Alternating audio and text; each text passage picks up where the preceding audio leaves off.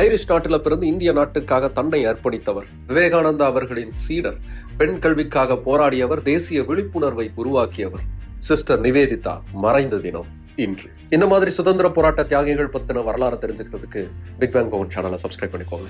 Margaret Elizabeth Nobel அயர்லாந்துல பிறந்தவன். ஆசிரியர் தொழில், சமூக சீர்திருத்தத்துல ஆர்வம்.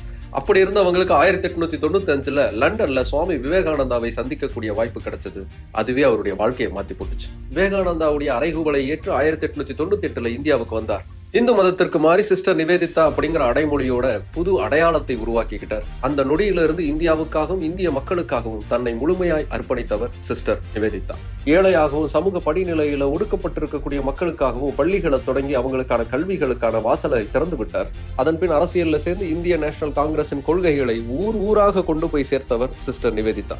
பிற்கால கட்டங்கள்ல இந்திய விடுதலைக்கான போராட்டங்கள் அதிகமா வேகம் எடுத்ததற்கான அடித்தளம் அமைத்தவர்களில் மிக முக்கியமானவர் சிஸ்டர் நிவேதிதா. இப்படி இந்தியாவுக்காகவும் இந்திய மக்களுக்காகவும் தொடர்ந்து ஓயாமல் உழைத்துக் கொண்டிருந்த சிஸ்டர் நிவேதிதா 1911 அக்டோபர் 11 தன்னுடைய 44 வயதில் மரணம் அடைஞ்சார். இன்னைக்கு வெஸ்ட் பெங்கால்ல பல இடங்கள்ல அவருடைய பேர்ல பள்ளிக்கூடங்கள், கல்விச்சாலைகள்னு ஏகப்பட்டது இருக்கு. இது அவருடைய லெகசியை தொடர்ந்து சொல்லிக்கிட்டே இருக்கு. அயர்லாந்துல இருந்து இந்தியாவுக்கு வந்து இந்தியாவின் விடுதலை, பெண் கல்வி, தேசிய விழிப்புணர்வுக்காக தன் வாழ்வை அர்ப்பணித்த சிஸ்டர் நிவேதிதா இறந்த தினம் இன்று.